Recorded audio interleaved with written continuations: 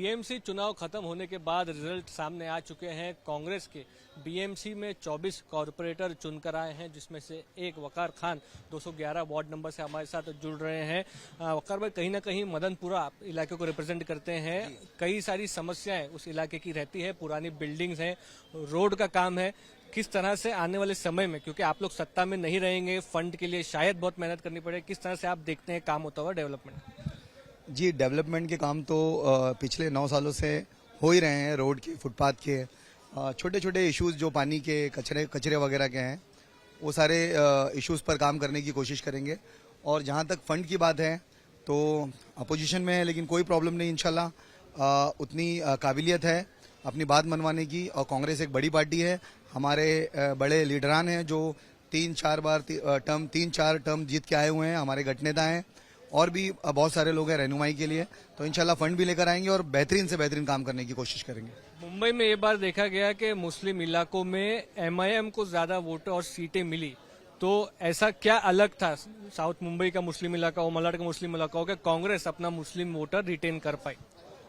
नहीं, देखिए, कांग्रेस में भी मुस्लिम नगर सेवक की तादाद बढ़ी है, ऐसा नहीं है। और दूसरी चीज ये कि अगर एमआईएम ने मुस्लिम कॉर्पोरेटर को ज्यादा, एमआईएम में ने पब्लिक ने उनको चुन के दिया है, संविधान ने उनको इजाजत दी है। अभी जैसे किरीट सोमैया का किसी ने मुझसे सवाल किया, तो उस संविधान ने उनको इजाजत दी है वो इलेक्शन लड़े। और वैसे भी इस मामले पर बोलने का किसी को हक नहीं है कि भाई मुसलमान कॉर्पोरेटर क्यों जीता, हिंदू कॉर्पोरेटर क्यों जीता। ये सारी बातें तो नहीं करनी चाहिए। ये हिंदुस्तान के संविधान के खिलाफ बात है। ये फिरका परस्त लोगों की बातें हैं। ये फिरका परस्त लोग, बीजेपी के लोग इस तरह की बातें करते हैं। इस तरह की बातें नहीं करनी चाहिए।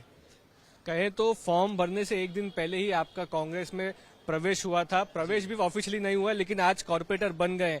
किस तरह से कांग्रेस के कल्चर के बारे में सुना है, आगे कैसे काम करना चाहिए? कांग्रेस एक बड़ी पार्टी है।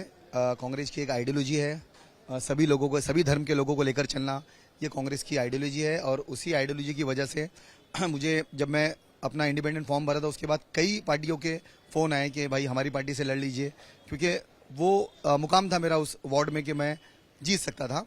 तो लेकिन मैंने कांग्रेस को इसलिए चुना कि कांग्रेस की आइडियोलॉजी मुझे पसंद है। कांग्रेस एक बड़ी पार्टी है, सबसे पहली पार्टी है हिंदुस्तान की।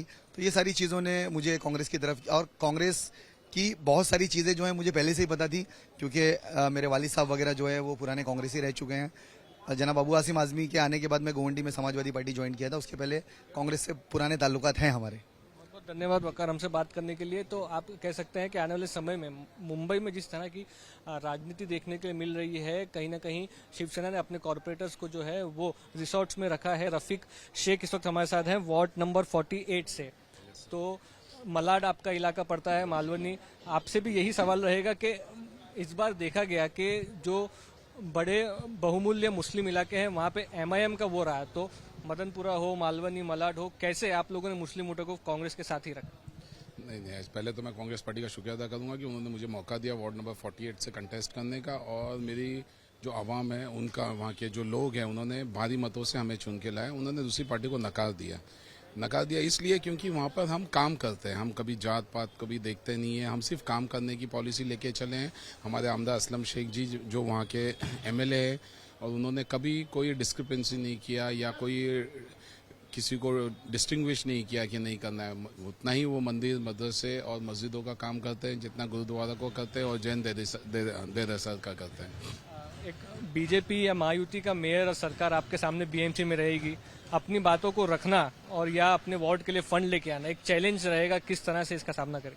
नहीं सर, मुझे नहीं लगता कि कोई चैलेंज होगा, क्योंकि सब समझते हैं कि लोगों की ज़रूरत क्या है। हमने जब वार्ड में घूमे तो हमको पता चला कि लोगों की बेसिक नीड्स वहाँ पे फुलफिल नहीं हो रही है। वहाँ पे गलियों के इश्यूज़ है, गटर्स के इश्यूज़ है, नालों के इश्यूज़ है। तो वो सब पे हम लोग हमारा प्रेजेंटेशन करेंगे। देखिए, एक एजुकेटेड कैंडिडेट होने का एक ही फ़ायदा होता है कि वो अपनी बात अच्छे से रख सकेगा अपने मेयर के सामने भी। जो भी पार्टी के मेयर रहेंगे, जो भी आएंगे, आई डोंट नो, तो लेकिन बट मैं अपनी बातें अच्छे से रखूँगा और मेरे जनता के लिए जो मेरे से बेहतर हो सकेगा और जो मैक्सिमम होगा, मैं फंड्स ला उनका काम करने की पूरी से पूरी कोशिश करूंगा। धन्यवाद। आप कह सकते हैं कि एक बहुत अच्छी बात की कि कहीं ना कहीं पॉलिटिक्स होती रहती है, लेकिन मुंबई के कई ऐसे वार्ड अभी भी हैं जिनकी बेसिक नेसेसिटीज बहुत जरूरी है। आने वाले समय में जो नए कॉर्पोरेटर्स बीएमसी में जा रहे हैं, 3 साल बाद एक बॉडी रहेगी, तो इन इश्यूज को ये कॉर्पोरेटर्स वहां रिप्रेजेंट कर पाते हैं या नहीं, ये एक बड़ा सवाल रहेगा। कैमरा पर्सन साई प्रसाद पाटिल के साथ मुस्तफा शेख, आज तक।